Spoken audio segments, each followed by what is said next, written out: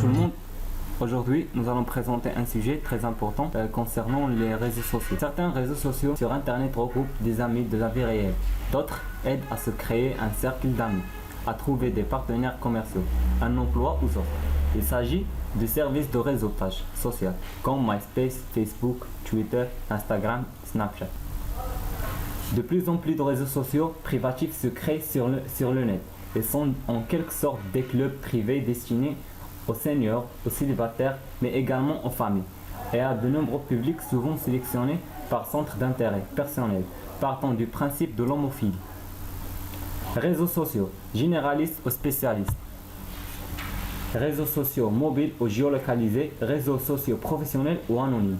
Il existe forcément un réseau social adapté à vos besoins. Échange avec vos proches ou avec vos collègues, promotion de votre entreprise, création, publication et partage de contenu. Facebook est un réseau social en ligne qui permet à ses utilisateurs de publier du contenu et d'échanger des messages. Il est le deuxième site web le plus visité au monde après Google. Il compte en juin 2006 968 millions d'utilisateurs actifs quotidiens sur un total de 1,49 milliard d'utilisateurs actifs mensuels. Le 24 août 2015, pour la première fois sur une seule journée, 1 milliard de personnes ont utilisé Facebook. Facebook est né en 2004 à l'université Harvard. D'abord réservé aux étudiants de cette université, il s'est ensuite ouvert à d'autres universités américaines avant de devenir accessible à tous en septembre 2006. Le nom du site provient d'ailleurs des albums photos, les photos des visages de tous les élèves prises en début d'année universitaire. Pour se connecter à Facebook, il faudra saisir une adresse email et un mot de passe.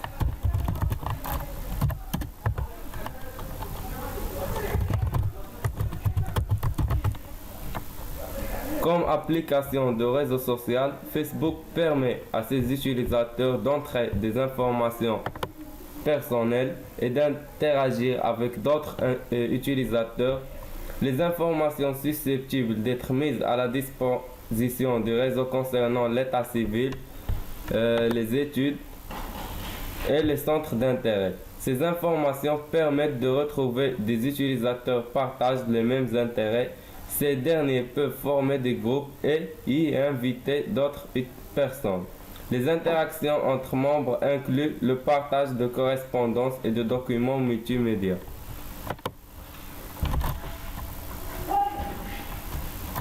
On a ici le profil, l'accueil, ici pour retrouver des amis. On a ici les demandes d'invitation, les messages, les notifications, les confidentialités.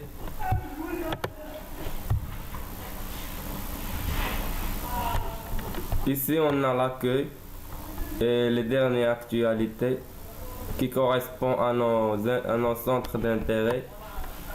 Ici, on a la discussion instantanée pour les amis qui sont en ligne et hors ligne aussi.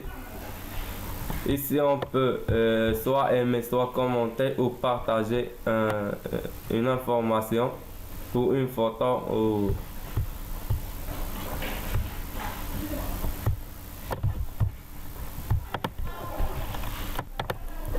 ici, on a le profil de l'utilisateur. Il y a la photo de profil, photo de couverture, toutes les infos concernant l'utilisateur, comme par exemple la date de naissance et le lieu aussi, les mentions j'aime d'utilisateur, les publications d'utilisateur. Il s'appelle le journal. On a les amis aussi.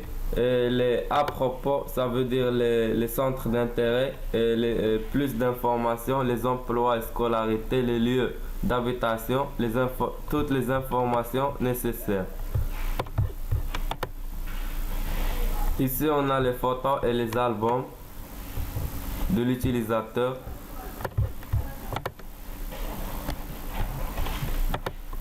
Et ici, on a une barre pour nous exprimer, pour donner des informations ou partager une photo ou un statut ou une vidéo ou n'importe quel que soit. Facebook a aussi des options comme les jeux de Facebook et retrouver des amis, les photos, les posts envoyés à des personnes qui ne sont pas encore amies avec nous, les pages, les actualités, pages suggérées ou créer une page, et on peut aussi créer un groupe ou créer un événement. Mais malgré ces peu de bénéfices, Facebook est un réseau social qui présente beaucoup d'inconvénients qui peuvent influencer la vie active de son utilisateur. Donc, on peut citer par exemple les atteintes à la vie privée. Les failles du réseau social sont nombreuses et leurs conséquences peuvent être dramatiques dans certaines situations. Rendre publique sa vie privée peut engendrer des conséquences terribles si certaines limites ne sont pas respectées. Certains responsables des ressources humaines n'hésitent pas à consulter le profil Facebook dans le but de mieux cerner la personnalité des employés, y compris par l'analyse de leur vie privée. On imagine les dégâts que peuvent provoquer des secrets de couple postés sur des pages des réseaux sociaux par une de deux personnes impliquées ou par un tiers. Le réseau est aussi ouvert à des personnes d'au moins 13 ans. Alors que la réalité est complètement différente. N'importe quel préadolescent de moins de 13 ans peut s'inscrire sur Facebook en modifiant sa date de naissance. On a aussi comme inconvénient les limites juridiques. Elles concernent principalement la diffusion publique de données privées, géolocalisation, le tagage manuel des photos et reconnaissance faciale, le tagage automatique des photos, l'usage frauduleux, l'usage détourné par les entreprises, les cabinets de recrutement. On a aussi le piratage des données. Comme par exemple d'un article de Facebook qui déclare « Nous ne garantissons pas que Facebook soit sûr et sécurisé ». Le problème est amplifié du fait des liens entre Facebook et les autres sites. Plusieurs failles informatiques ont été enregistrées depuis 2006 sur Facebook, dont une en septembre 2010. Pendant une journée, tout le monde avait accès aux discussions sur chat entre les personnes connectées. On a aussi comme inconvénient c'est que la suppression du compte Facebook est très compliquée, même quand la personne titulaire est décédée. Et ça, c'est un inconvénient. On a aussi les harcèlements et cybercriminalité. Depuis le développement des réseaux sociaux, les statistiques nous montrent une forte progression des agressions chez les jeunes et notamment chez les collégiens et les lycéens. Les intimidations de cyberharcèlement s'ajoutent désormais aux actions de cybercriminalité. On a aussi comme inconvénient les perturbations potentielles de l'ordre public et dégradation du lien social. Les risques de sécurité autour d'événements organisés à partir de Facebook font partie des inconvénients de cette nouvelle forme de relations sociales. Face à la montée en puissance des réseaux sociaux et à l'adhésion de plus en plus précoce à ce type de réseau.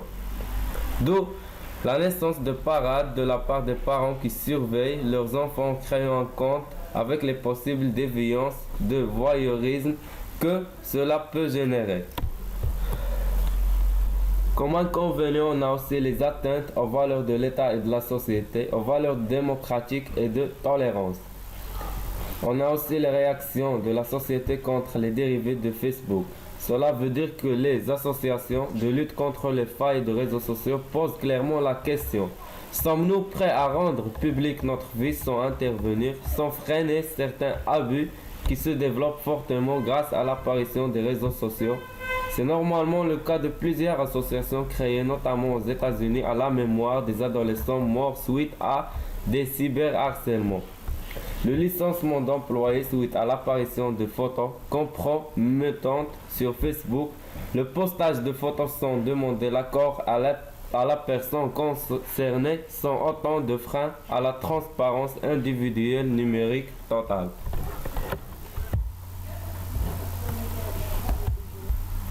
Après avoir parlé de Facebook, nous allons parler d'un deuxième exemple qui est Instagram. Instagram est une application mobile de photos permettant de retoucher en quelques secondes clichés et vidéos grâce à des filtres, puis puis les partager avec ses amis. Instagram est une application et un service de partage de photos et de vidéos disponible sur plateformes mobiles de type iOS, Android et Windows Phone. Il fut cofondé et lancé par l'américain Kevin Systrom et le brésilien Michael Krieger en octobre 2010.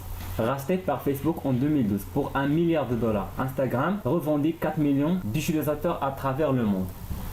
Et pour vous expliquer mieux cette application, ce réseau social, j'ai téléchargé sur mon PC BlueStacks.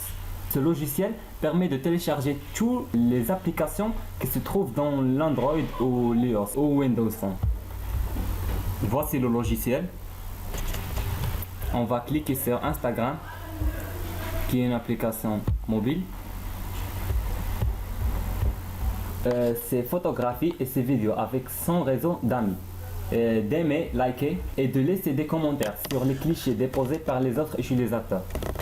Elle permet aussi de dialoguer avec les membres via l'utilisation de la messagerie interne, appelée Instagram Direct. Les applications telles qu'Instagram contribuent à la pratique de la phonographie ou photographie avec un téléphone mobile. Et pour travailler avec cette application, nous allons faire ce bouton. Et on choisit dans notre galerie de photos une photo pour la modifier. On prend par exemple cette photo. On passe. Et on met des effets comme Calm Larendon. On a ici plein d'effets comme Moon, Lark, Race, Juno. On choisit tout simplement un effet. Choisis celle-là. Et on rajoute des modifications. On clique sur on modifie la luminosité. On ajuste la photo un peu. On a ici plein d'effets. Modification de la couleur, l'ombre.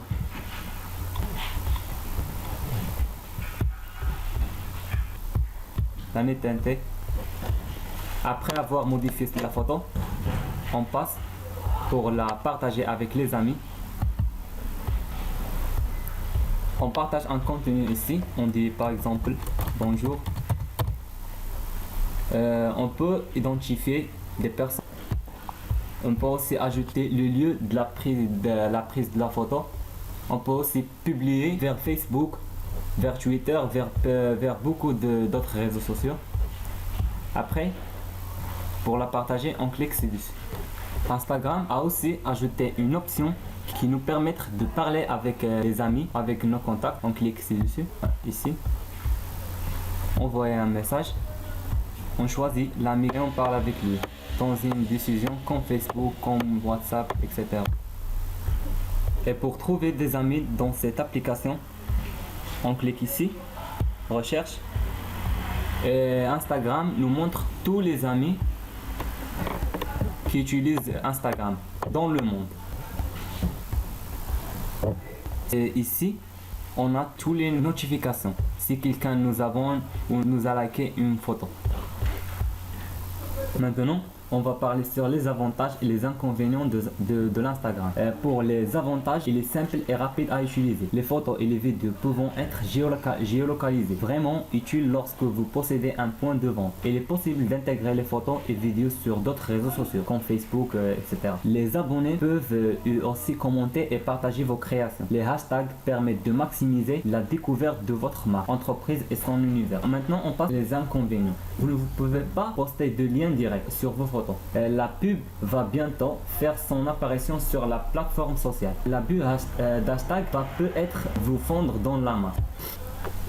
Alors maintenant, on va parler de troisième exemple de réseaux sociaux.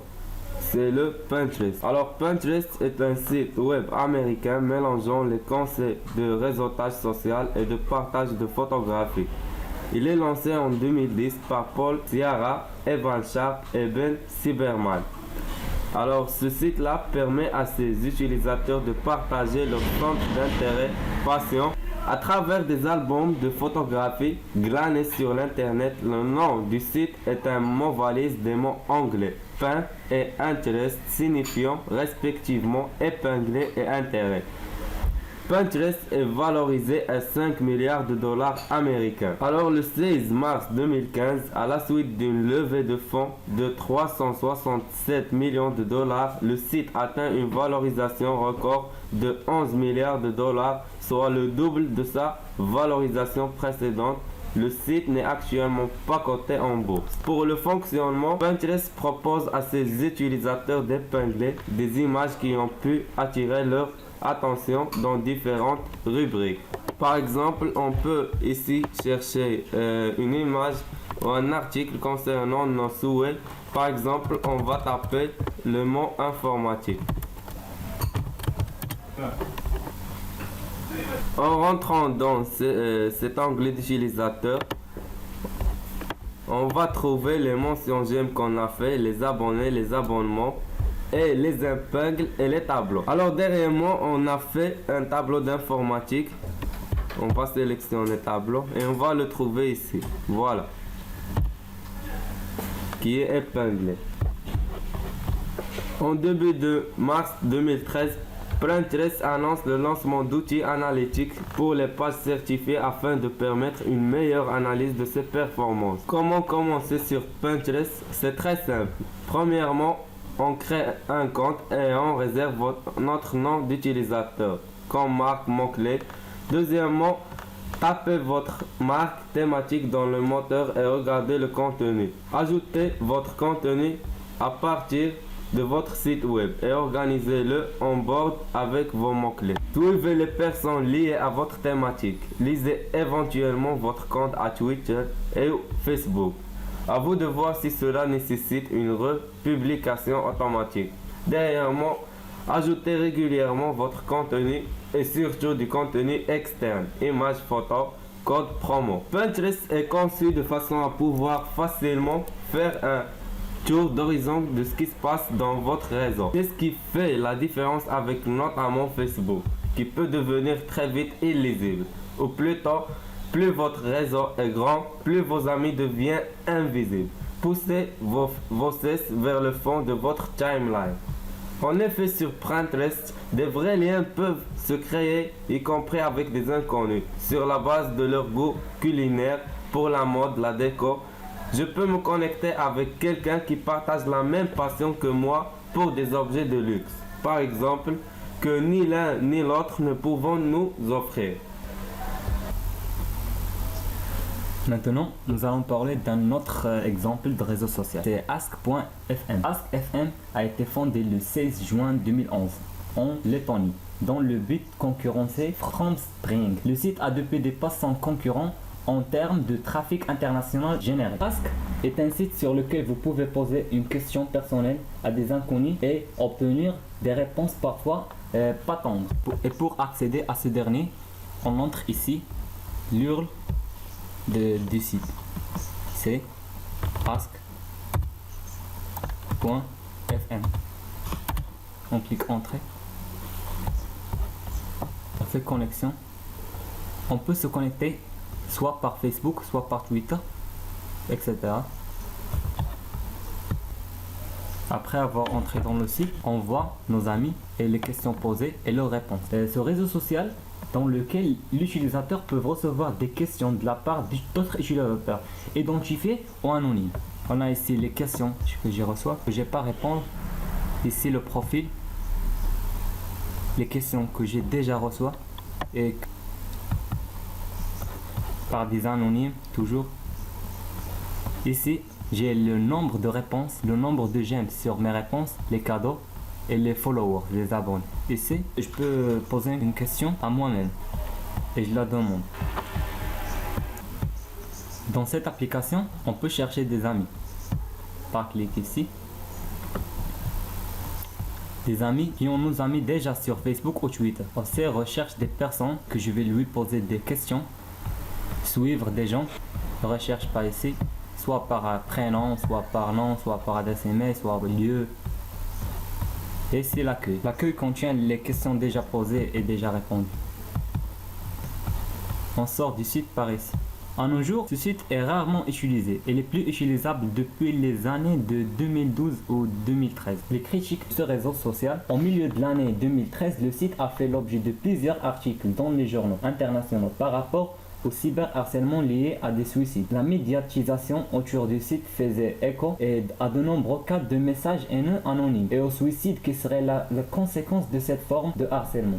Le site a été alors critiqué par ne pas posséder de système efficace de rapport de messages offensants et de traitement de leurs auteurs, ainsi que de ne pas avoir de contrôle parental, comme c'est devenu la norme sur d'autres réseaux sociaux.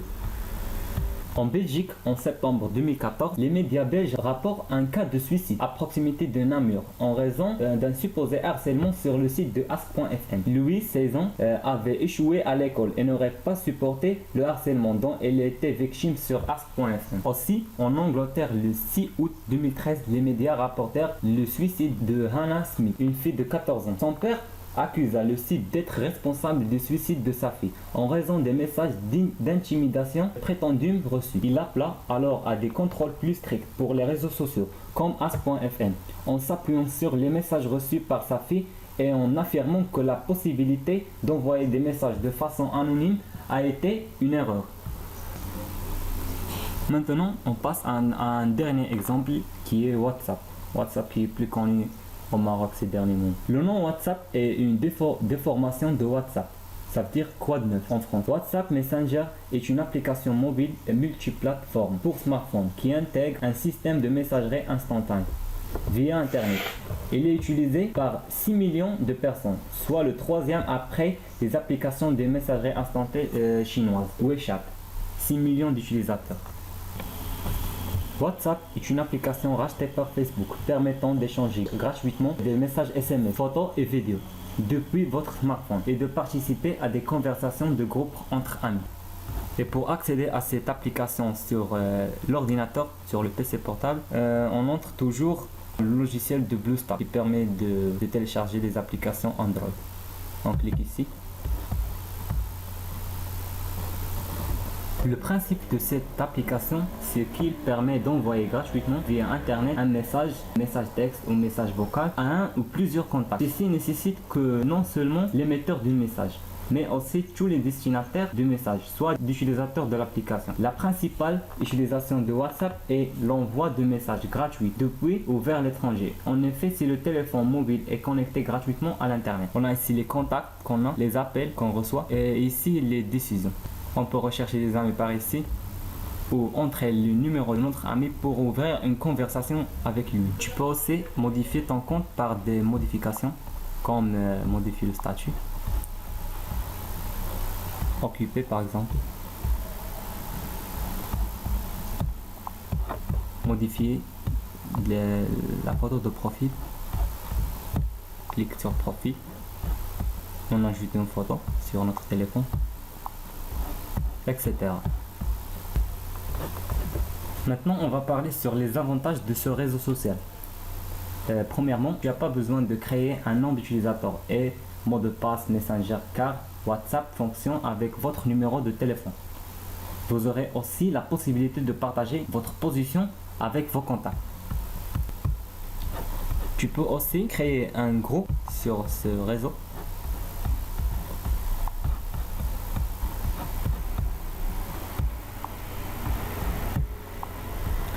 Un groupe entre amis ou familles qui va vous permettre de communiquer tout le temps avec vos proches. Tu entres ici les numéros de vos collègues et tu ajoutes n'importe qui. Une petite parenthèse, il existe un virus nommé Priyanka qui est servi sur WhatsApp. Ne paniquez pas, il n'est pas dangereux. Il va simplement vous infecter si un de vos contacts à son insu vous envoie une information de contact nommée Priyanka. Les conséquences, si vous l'acceptez, sont que tous vos contacts se transforment en Priyanka lors des conversations.